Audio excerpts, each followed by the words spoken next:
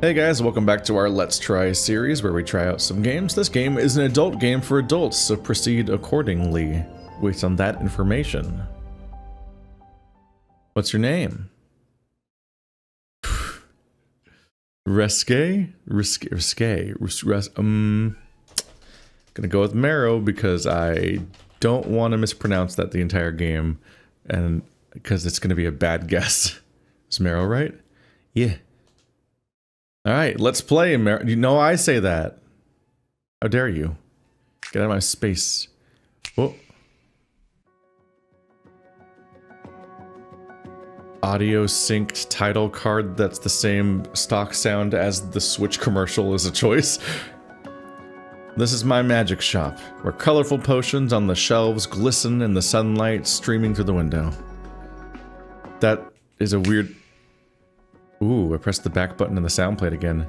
That's a weird way to introduce your shop. You expect it to be like, this is my magic shop. This is where the magic happens. Like just some sort of description of like an action or event or things that occur at this particular shop. And then you like would have a description that just happens to later describe the visuals. That being the opening line is like a weird opening line for your visual novel. The sunlight caresses my face and uplifts my spirits, and I can't help but smile. Despite being located in the city's back alleys, I signed the dotted line without hesitation, for the place was nevertheless exquisitely sunlit. Despite being in the back alleys, I'm not sure how that works. Does that make any sense? Still, a back alley is a back alley, so customers were hard to come by in the business's earliest days. I eventually had to resort to handling some of the more questionable or dangerous goods. My income became plentiful to the point I'd even fantasized that if it kept up, I might be able to open a shop inside the castle. Being inside the castle seems like an even harder place to get customers. Of course, if I have no intention of leaving the comfort of my shop in the back alley. I dabbed the shelves with my feather duster while musing over idle daydreams of what I'll have for dinner today. Oh, hello. The sound of something crashing made me jump and turn my head. Made me. Ah, I thought the narration's in current tense, but now it's in past tense. The fur, so dark it almost gives off a blue sheen, has hints of red at the tips. It's interesting to describe the fur before you describe the beast man existing or acknowledging him in the narration. This wolf beast man, adorned with glossy white fur that creates a striking contrast, is Gale, a mercenary with an extraordinary career that belies his age. Oh, he's older? It was as if the scars covering his muscle-bound body were a testament to his prowess. Okay, so the writing's rough so far. You would just say that the scars covering his muscle-bound body are a testament to his prowess. There's no reason to weaken that statement as far as I can tell. It's just adding a lot of words to sound more written, but not really accomplishing much with those words. It's, if anything, muddies the meaning of the sentence. I've signed a long-term contract appointing Gale as my bodyguard and private mercenary, providing him bed and breakfast apart from the down payment. I would say in addition to the down payment. Writing is weird here. Also, like, this here is narration, right? And it's obvious it's narration because there's no name tag, but it's all my perspective so far. This is still narration from my perspective, but it has my name and face, which normally implies that it's dialogue. Huh. There's so much work going into everything else on the screen with the character models and stuff, but like the formatting's really weird for telling the story so far. Gale wordlessly looked at me with those deep blue eyes as if unsatisfied. Yeah, why is Marrow's name tag here? I think it was because he had almost knocked over a box obstructing the stairway while coming down. Good morning. Yeah, there are quotes when you talk. He just blinked at me, that's it. Without answering, Gale stooped to move the crate at his feet. Wait, I haven't enchanted that yet. Just leave it as it is. Marrow, this has been sitting here for a week already. He reprimanded me in a low, husky voice. It oddly felt like I was being scolded. Like Like a reprimanding, basically. I had to take care of other important things first. I set down the duster and futilely shuffled the potions around in an effort to avoid Gale's gaze. Barely forcing down a frown, Gale spoke. Why don't you at least move it out of the way? Okay, I'll move it to the side later. Later. Gale stares at me sharply as if trying to pierce me with his eyes alone. Why am I sensing the charisma of a mercenary who has escaped the clutches of death countless times in the battlefield? What? That is the question. Why am I sensing the charisma of a mercenary who has escaped the clutches of death countless times in the battlefield? I can't tell if that's just like a crazy implication of the intensity of the expression, or if it's exposition about what's the truth of him. And the charisma is a weird way of describing it. Huh. I own this store, and I'm the one who hired the mercenary. It felt like the roles were reversed. Fresh out of options, I crouched on the floor and grunted as I tried to drag the heavy box. After seeing the pitiful display, Gale walks over and grabs the box, presumably to carry it for me. This is an odder just interaction because he started the interaction by trying to move it himself already, but then we told him not to, and then we didn't just let him do it anyway. So now we're doing it ourselves. Watch as he moves it. Oh, whoa. Gale affinity changes. So there's like a reputation system. Gale lifted the crate with a small huff that scarcely could be called a grunt. Well, it was called a huff, which is different. His brawny arm muscles effortlessly held the box as if it was a toy. Leave these little tasks to me, Marrow. Of course. Loss for words at the... Okay, that's rough. Lost for words at the frightening disparity in power. I could only nod in agreement. Okay, Jesus Christ. At a loss for words at this frightening display of power. I could only nod in agreement. So this one might need a revision. Right out the gate.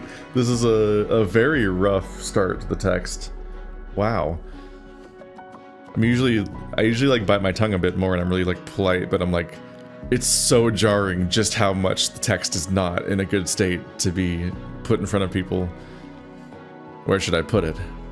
Huh? Oh, here on the desk. I quickly cleared a few magic books, and Gale placed the box in the cleared space. I almost worried that it's like machine translated, and then the people that put it out couldn't check because they couldn't read what it said or something. I'll do anything for you, so let me know when you need me.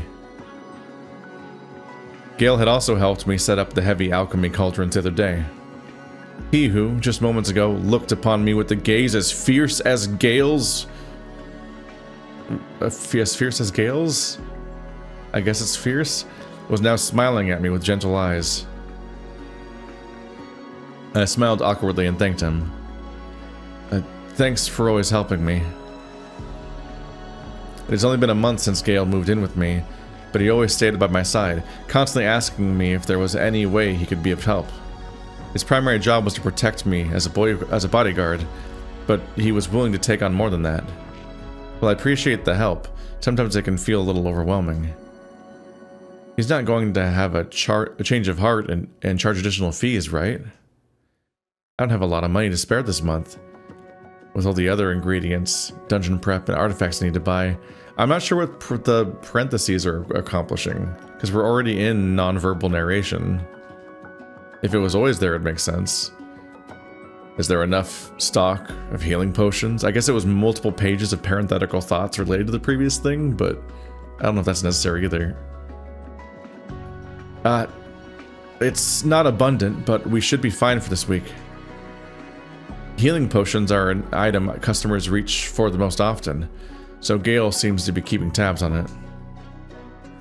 If I sell an item notarized by the Magic Tower for a slightly lower price point than the Magic Tower, then mercenaries will have no choice but to swing by my shop. I'm no Magic Tower associate. That I leverage some connection to snag a notary Document is more like it. What? That I leverage some connection to snag a notary document is more like it.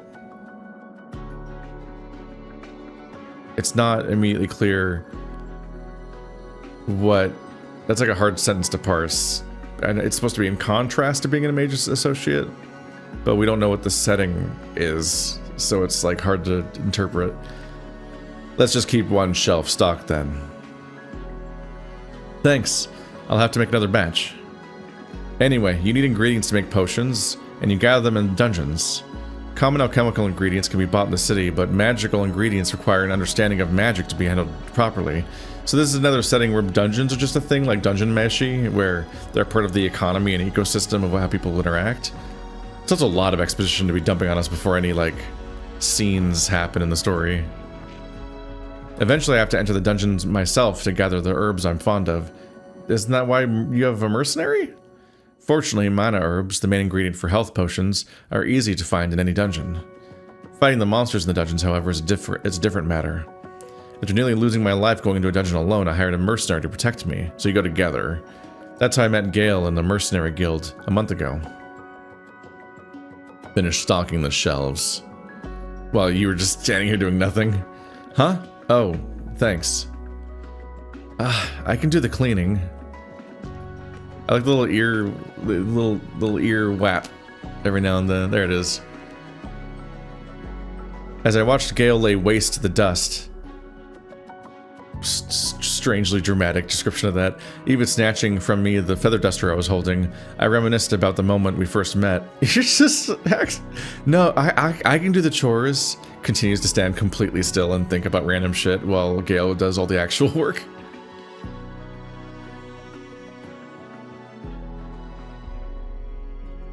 Mercenary guilds always have no shortage of dangerous missions and even more dangerous mercenaries. It's strange how little quarrel or uproar there is among mercenaries when they are, unlike knights who are bound by honor and loyalty, driven by power and money alone. It's never a quiet day in the mercenary guild building, especially when it's home to so many carnivore beastmen. But today was different. Marrow opened the guild door. Oh, we're in a third-person narration now. It's not Marrow's thoughts. We're suddenly doing a completely different perspective. Marrow opened the guild door to find a strangely deserted room with a handful of mercenaries sitting around, all of whom could tell at a glance were one could tell at a glance were low ranking. How do you become proficient in knowing that? What happened? Why are the mercenaries nowhere to be seen? Why is this in parentheses? I became surrounded in confusion, but submitting my request was a more urgent matter than finding out why. I guess it's in parentheses because I'm thinking that sentence the way that you would say a sentence, but thinking it. But the other ones didn't have that vibe, I guess. Whereas here, at least now I can interpret what they're going for there.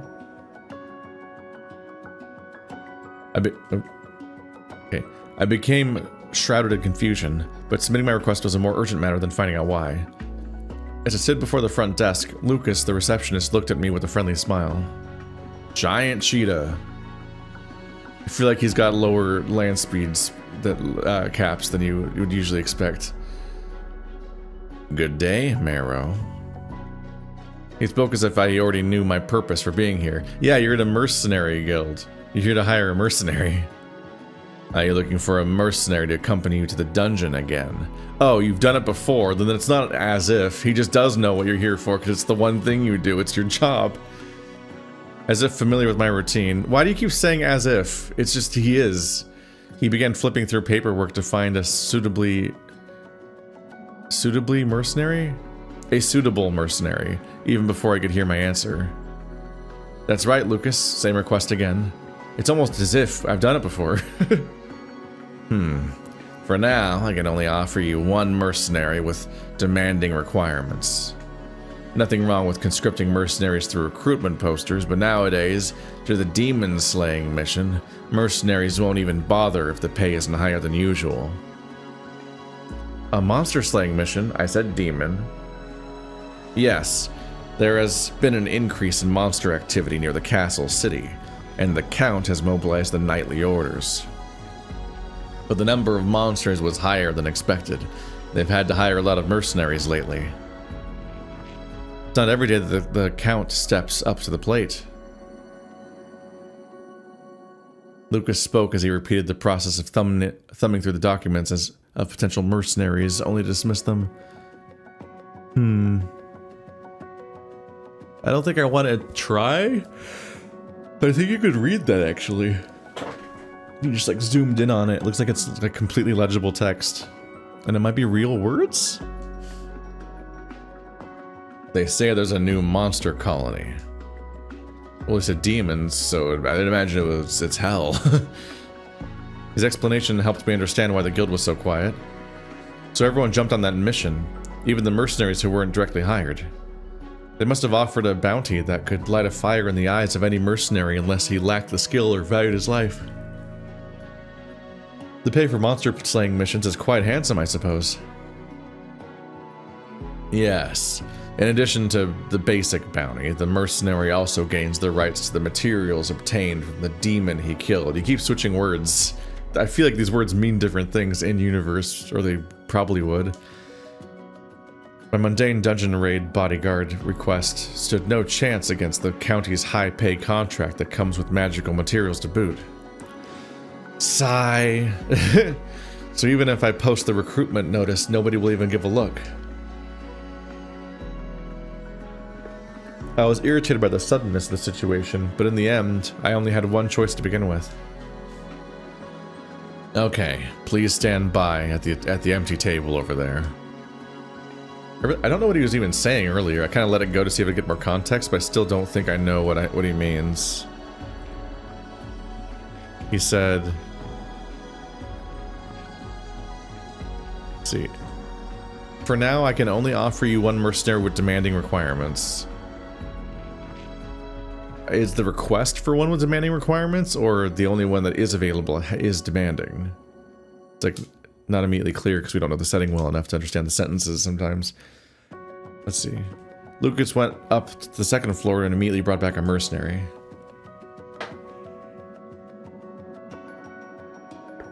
He used to dress differently. He used to not wear a codpiece. I mean, he might have a codpiece. Negotiate the terms and then let me take a look at the contract when you're done. Lucas kept his instructions brief and returned to his seat. Hello, I'm Marrow. I looked at the mercenary and greeted him. Before me stood Wolf Beast Man with eyes that gleamed piercingly. His outfit consisted of not much more than a leather belt and a pauldron, may appear indecent due to its revealing nature. But it was as if his body, from his black and white fur to his well-trained muscles, was a suit of armor itself. With the red cloak draped over one shoulder and two long swords. Where's the other one? Oh, and in his right hand. One on his waist and one on his back. He seemed to be a practitioner of a fast and fluid sword style. How much do you know about swordsmen? You're a potion boy. His deep blue eyes and the numerous scars in his skin revealed the many battles and experiences he'd endured. It's almost as if...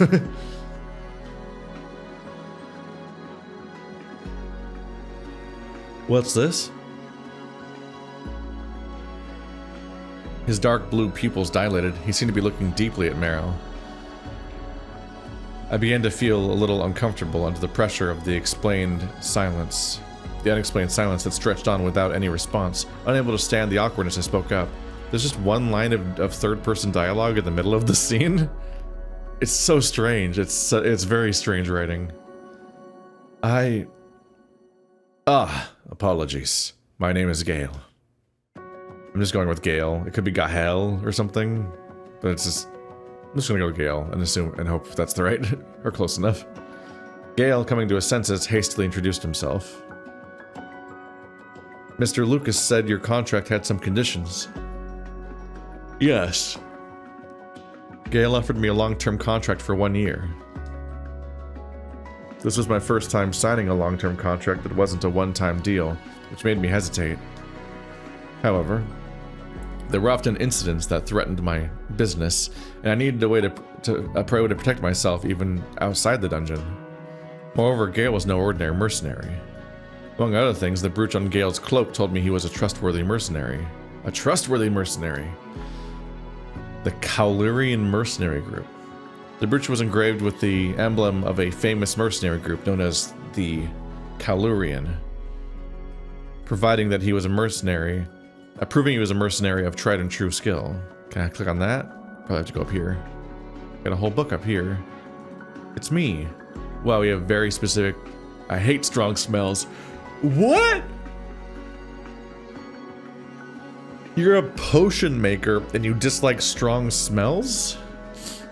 Is it like a fear of gas leaks and stuff like that, like poison? Otherwise, like, if that was a pre-existing dislike before you got here, I'd be like, what? We chose we don't know your species. Why don't I know your species? I'm you. That's strange, right? A lot of description here. Oh. Got Lucas, age 32. He's over 2 meters tall. He hates seafood for some reason. Did I go back?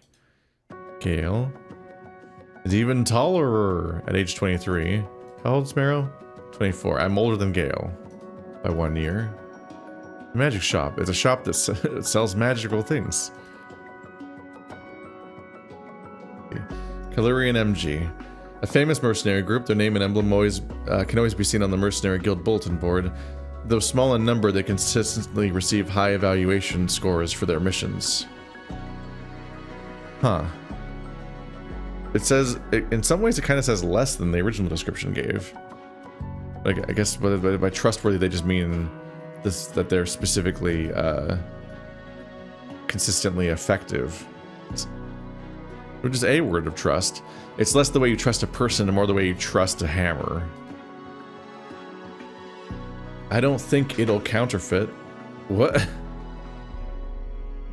If I hired someone that good as a bodyguard, my business would go off without a hitch. Why is business in quotes? Like it's not your business. But hiring a mercenary of that caliber would cost a fortune, so my second worry was that of finance. A 1-year contract? Well, fine, but I have my own conditions. I'll provide you with room and board, but may I ask you to protect me outside the dungeon as well? He replied immediately. No problem. I continued, explaining further the details of my situation. We're adding conditions on our end, but we don't know what his conditions are yet. That's the thing we're worried about. And I don't have enough gold coins to be able to afford the down payment up front. I'm going to pay for everything, but the retaining fee... I'm going to pay for everything but the retaining fee with artifacts. So why don't we write a formal contract in a month's time when I finish the artifact? Why don't we do a... You're going to enter in a contract with a mercenary, but you're not actually going to make the contract for a month? However, he answered with a smile. We can discuss the specifics later. Let's make a deal right now. I asked in surprise. No, you didn't. He said it. Are you serious? I know you're the owner of a magic shop. As a mage and a merchant, you're a beastman of your word, aren't you? I had some doubts since the terms of the deal ended up being a little too favorable for me, but in the end I decided the risk was worth the reward and accepted his offer. What? What is his condition? The conversation started with, he's got conditions, here comes his conditions, we're gonna have to discuss his conditions, and then he didn't say any conditions. And then he's like, oh, his conditions, I think it's worth the risk, I'm gonna accept the offer. What? Weird. I'm like, here come the conditions. I get to fuck you 3 times a day, cause it's a furry visual novel. Surprise! Each time has 7 CGs. Okay, let's seal the deal then. And that's how I and Gale made a deal and ended up living together in the shop. The deal was, come live in my shop and protect me. I'm not gonna pay you, but maybe I will later. We'll make a deal later. In fact, yeah, the contract won't happen until later, so we kind of haven't made a deal still and haven't negotiated shit. That was confusing. Despite first impressions, Gale was surprisingly cordial. except for his always stern tone. As I warmed up to him, we became what one may call friends. And because he even helps me around the shop, I found myself in a strange relationship that's both comfortable and uncomfortable. After a morning of cleaning the store and displaying the merchandise, I get ready to greet customers at the counter. And there's always someone who shows up first when we open up around 9 a.m. I feel like you could have started the story here, assuming the scene here is going to be like worthwhile or whatever, but like I feel like you start the scene with like a customer interaction or a fight for your life in the dungeons or some conundrum or like plot thing happening that's like draws you into the setting. The idea that there's a stern mercenary here that is helping you and, you know, is paid by your business is so intuitive it actually doesn't require an explanation to begin with, is my issue. So spending like all this time doing that is just like unnecessary scenes that bog things down. Especially since we kind of, the specifics are kind of things we still haven't learned. So like the stuff that the story would potentially want to clarify on is actually the parts that we don't know about. A regular customer is what I would have called him if it wasn't for an issue. No, a big issue. About time for him to show up, right? Someone said, "Speak of the tiger and he will come," and right now that very tiger seems to have just walked in. Hello. Elrid. The Bernstein Knights. They have a very specific approach to clothing so far, I'm taking. The name of the tiger whose bulky size is so large it fills the doorway is Elrid. He is the commander of the Bernstein Knight Order of the Count. Haha! Greetings! Entering the shop with a thunderous laugh, Elrid immediately spots Marrow and gives him a flirty smirk. With each step Elrid takes, you can hear a slight clanking sound characteristic of thick metal boots. His attire is odd in a way that could only be described as armored, but not armored. Almost like that's a trend that I'm going to describe every character as. While it's common to see mercenaries strutting around almost naked, it's different when it's a knight. The first thing that catches my eye is his abdomen. I can't imagine why. His big, hard six-pack and chiseled oblique muscles are exposed for all to see. And if you lower your gaze a bit, you can see the rest of him, like most humanoid bodies, minus the parts covered by his groin protector and loincloth. And also his entirety of his legs, if we're counting that as not seeing somebody.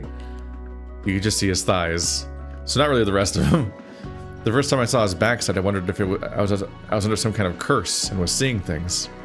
It's uncertain whether the problem lies with the blacksmith who crafted such armor for the knights, or with Elrid constantly strutting around in this state. For now, it remains a mystery. What? Have you never seen a second knight to know if they all dress like this or not? That seems like the implication. Does it not matter to him, as long as his vital spots are covered, like a mercenary's armor? But then what's the point of wearing plate armor? Define vital. I think all of your guts are vital, so all of that needs to be armored. I don't think you can do an armor crop top and be like, yep, got the essentials covered. Tits and dick. That's it. That's all that I need. In that fleeting moment, Elrid must have noticed my downward gaze because his green eyes gleamed dangerously as he continued to speak. Am I finally getting your attention?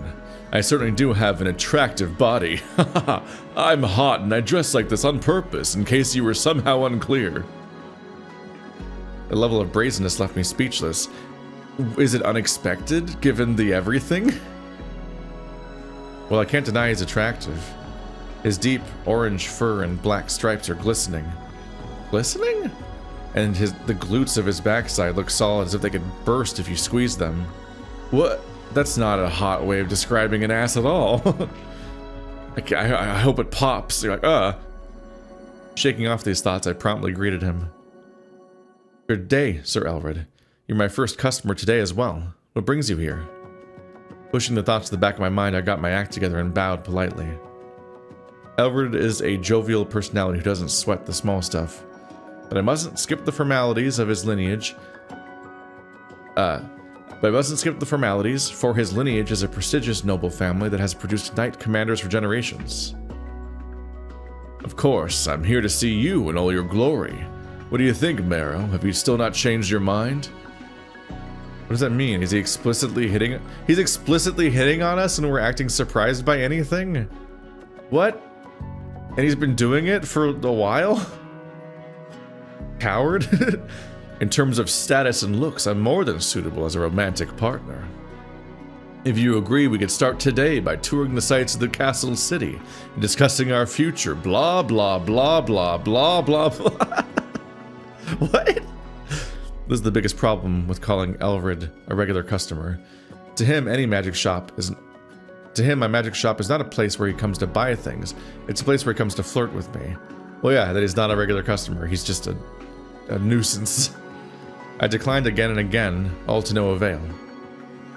In the 3 months since he started to visit me, I could have fallen in love with his unwavering devotion, but there's a reason I can't. Elred is said to be the most famous playboy in the city, a libertine who doesn't care about place or situation.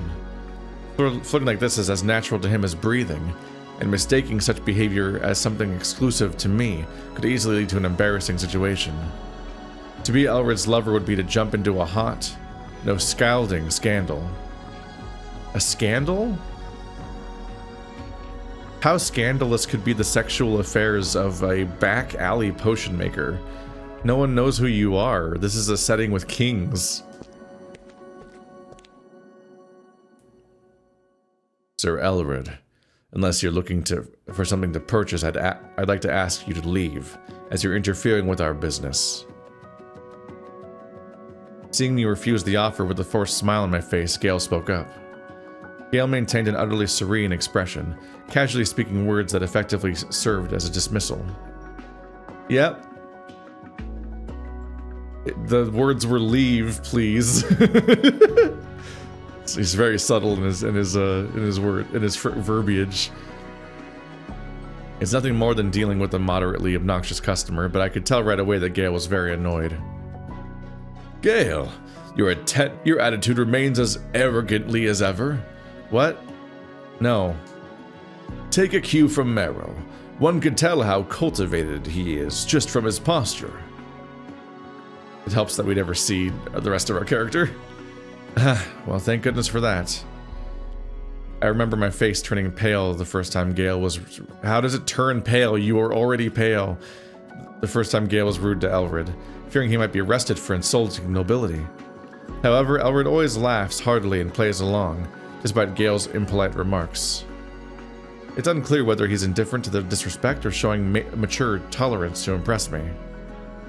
And Marrow, why are you hiring such frail mercenaries? Why not just miss this frail fellow and come to me? Only Elred could look up to Gale's muscles in front of him and call him frail. Elred had moved close to the counter, flexing his arms as he showed off his muscles, staring at me as if to eat me up. Listening. And just like his body, he looks quite frail down there, too. I doubt he can fulfill a man's nightly desires. It's a fucking monstrous bolt. What are you talking about? You have to be about my size to be adored by a lover. What is this incel ideology you're bringing in now? He slides down his groin plate to reveal the underwear beneath and winks at me. His underwear, bulging as if it was a brimming pouch. It is a pouch. In fact, they even call it pouched underwear in many cases, is barely maintaining its function, with but a thin string. It's red. His underwear is red? What can you do with a body as dull as a pig's?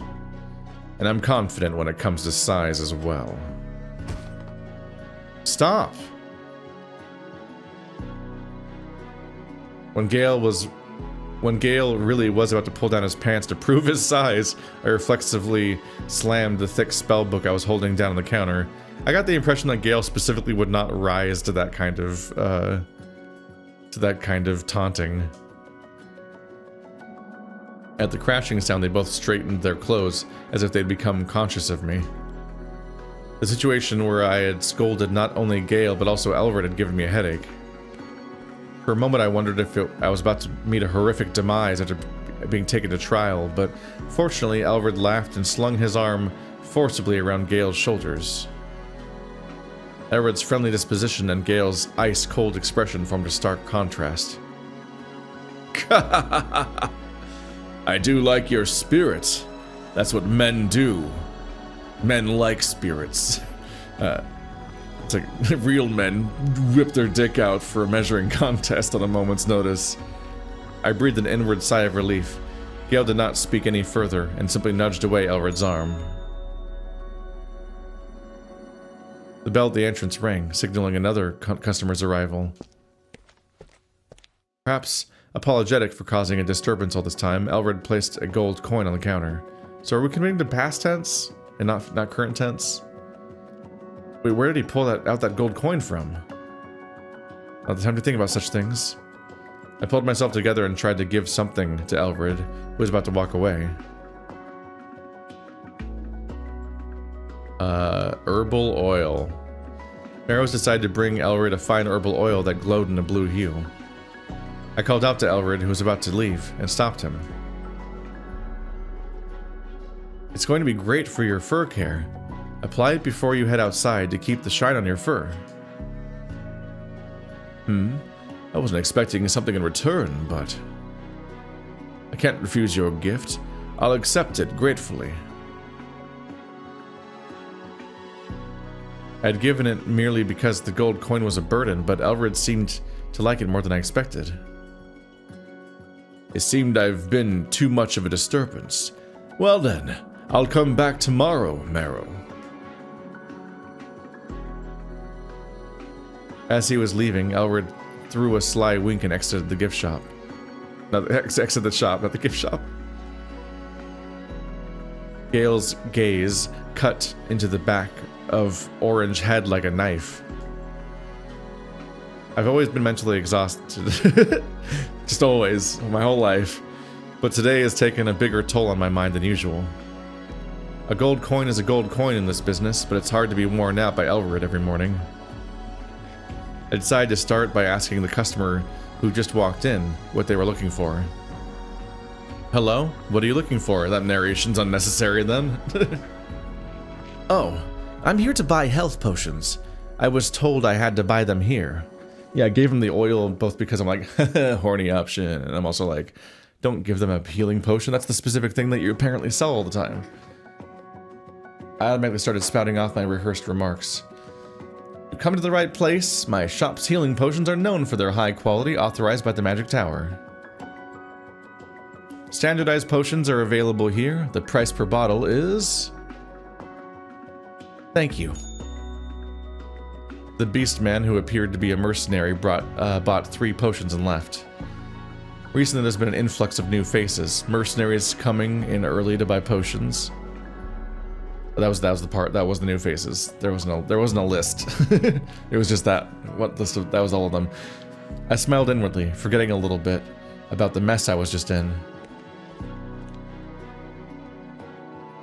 How long is that muscled pig planning to keep coming here? Are there pigs in this setting? Is this a weird thing to call someone? Unlike me, Gale, still apparently irked by Elred, irritably put the money in the safe. As Gale was restocking the potions, he suddenly approached me with determination. Marrow, you must never believe the words of a lecher like that. You understand? He grabbed my shoulder with both hands, with a very serious look on his face. There's never a lack of seriousness on Gashel's face?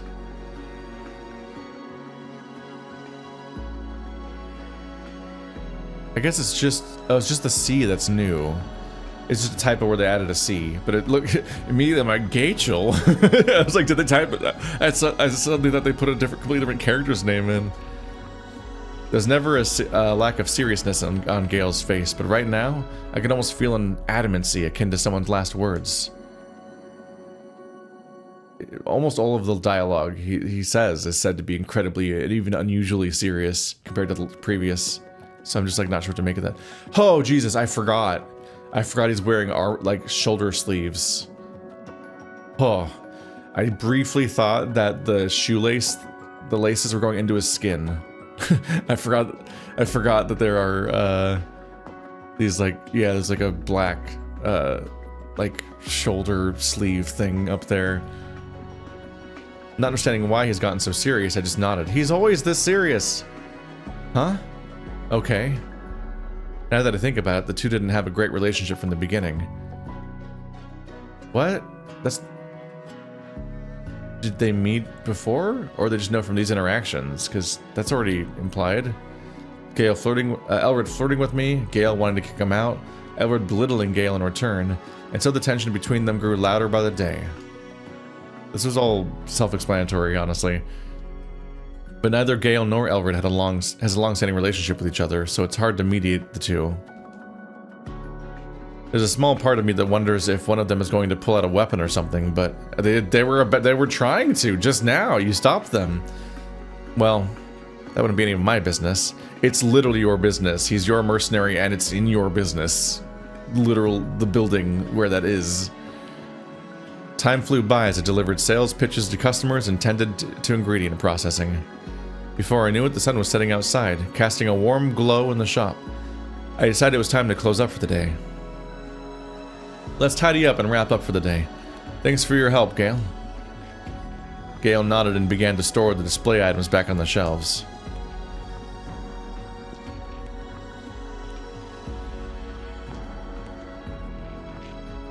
I organized the cash box and the ledger, taking stock of the remaining items.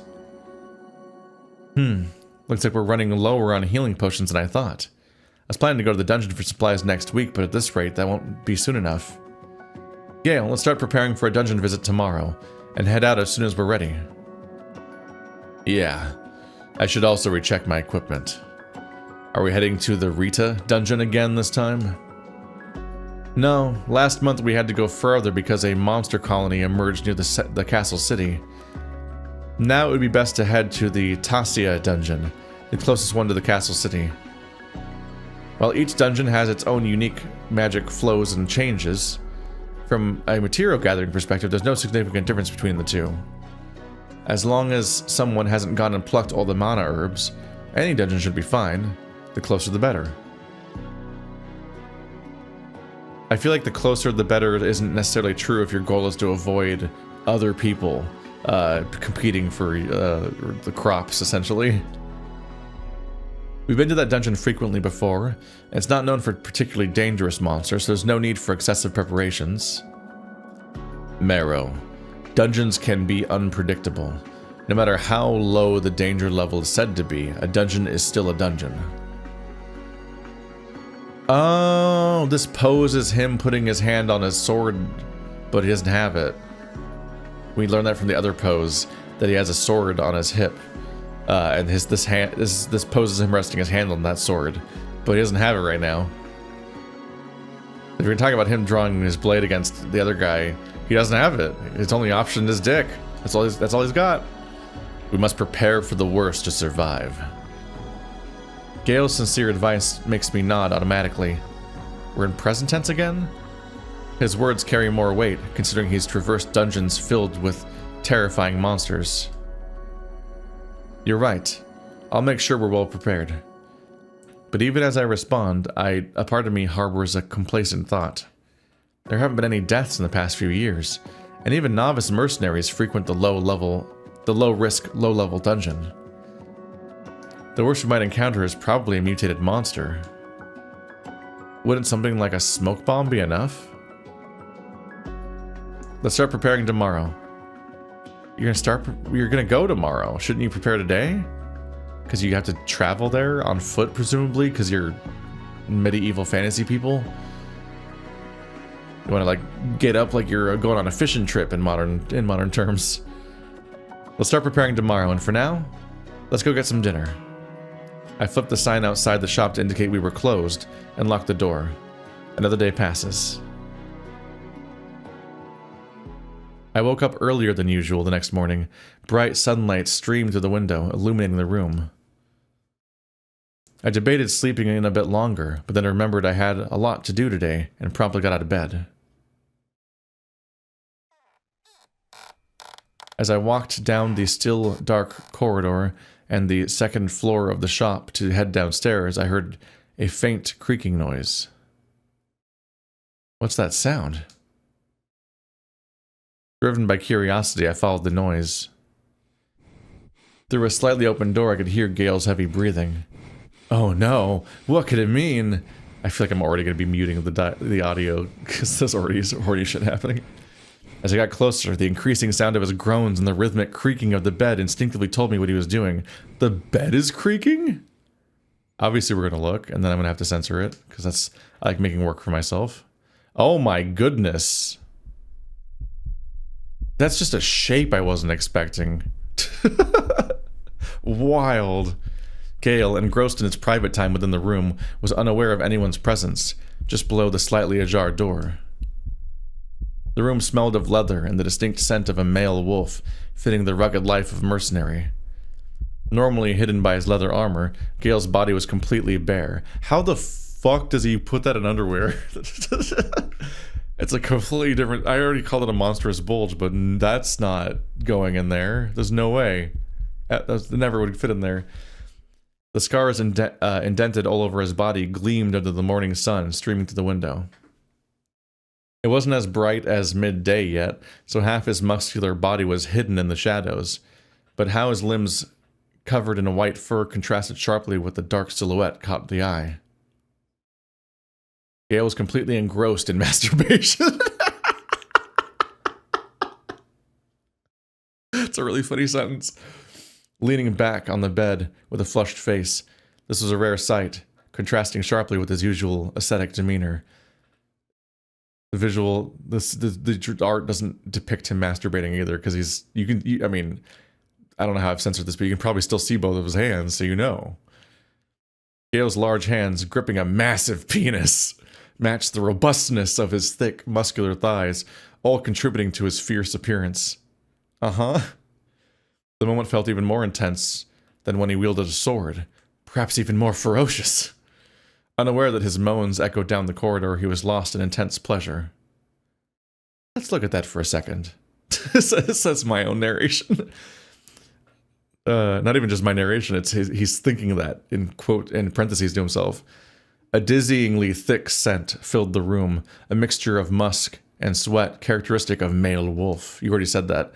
The sound of stifling breath and grazed flesh echoed in the silent room. It's not really a silent room. Gale seemingly... I'm not going to pick up that one in particular. Gale seemingly struggled with effort, let out a suppressed groan, a sight never seen in usual. You keep saying that. As he shifted slightly to find a better angle, the bed sheets rustled and the bed creaked. I couldn't take my eyes off the beastly figure, a far cry from the usual vigilant, forthright Gale. You keep saying that so many times. That's incredible. The overly large cock throbbed with uncontrollable excitement, and the prominent veins on the surface of his shaft writhed visibly. That's not what happens. Writhing veins? That's upsetting, actually. Like fucking, if you cut me open, are my guts gonna move like that man's? Like fucking, it's like body horror from Annihilation. Okay, it's getting more explicit with the description, so I think I'm going to stop there and not keep reading the much more granular sexual description. When we're just like, haha, big penis, is within the line of where I feel like I can get away with on YouTube, is just being like, haha, a penis exists. It's funny. Anyway, this has been Arcane Shop.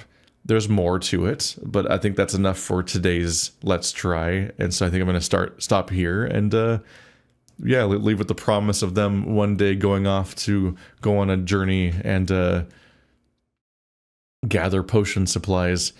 Don't know what the plot is, if there is one. It might just be a romance dilemma between whether you date this character or the other character. Or maybe they keep introducing more characters that you might want to date, and the potion shop is just like a location to be hanging out in, basically. Or maybe there's a plot at some point. I have no idea where this one ultimately goes. Kind of one of those usual situations where I play for an hour, but like we haven't really done anything yet. which a lot of furry visual novels run into. We stood still in a room, described that we have a potion shop and we run it, and that we have a mercenary to help us get materials and also to protect the shop, and that there's a big knight that wants to hit on us, which I won't begrudge them having the scene of the knight hitting on us and playing it out. That's a scene that's worth keeping. But other than that, yeah, like nothing really happened because they spent so long describing these things, and it's one of those things where it's like, I feel like the genre and setting are intuitive enough. Like the concept of a mercenary is intuitive enough that you don't really have to describe what a mercenary is for 20 minutes. So you definitely, a lot of this could have probably gone faster. But yeah, that's my little critique. Overall, though, definitely just like the prose needs a revamp, just because it's in a state where not only is it full of typos, but it's full of like weird redundant lines, nonsensical sentences, weird mistakes. Just it's almost certainly a translation struggle on some level, but also like you never know how the writing was before it was translated either. But either way, thanks for watching like always, guys, and I'll see you next time.